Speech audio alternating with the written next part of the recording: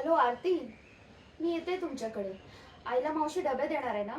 आज घरी पार्टी आहे, त्याचं कॅटरिंग मावशीच करते. मला सांग, सगळं काही रेडी आहे ना? I mean packing and all. Packing तूच करतेस ना? गुड. चला मी येते, पण मी जास्त वेळ थांबणार नाही आहे. मला सॅलॉनमध्ये पण जायचं आहे. तू फक्त सगळं काही रेडी ठेव. चल बाय. आता आता परत यांच्या घरी जा. उगाच गोड गोड बोला. यांच्या ना यांच्या घरात पाय जरी ठेवला की किचन मधून मसाल्यांचा स्मेल येतो. जीव. सगळे असे कळकट कपडे घालून बसलेले असतात. ती मावशी सतत पदराला हात पुसत असते आणि ही आरती बावळटासारखी शिवण करत बसलेली असते. शे, एवढं असून सुद्धा विक्रांतला, आय मीन कम ऑन. आरती सारखी गावंढळ, बावळट, गपाडी आणि सॅड चेहऱ्याची मुलगी कशी काय आवडू शकते विक्रांतला?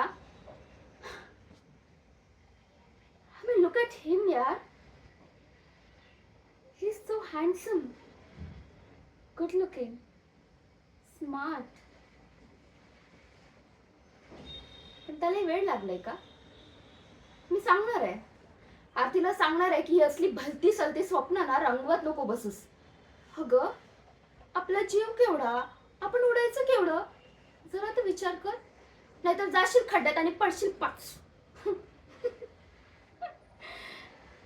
ह्याला ना, मला तिचं तोंड सुद्धा बघायचं नाहीये. आणि आता तिच्याच इथे जायचंय डबे आणायला. डबे छान 5 स्टार हॉटेलमधून फूड ऑर्डर केलं असतं, पण नाही. आम्ही मावशीकडचे स्टीलचे डबेच घेऊन जाणार पार्टीमध्ये, ते सगळ्यांच्या समोर.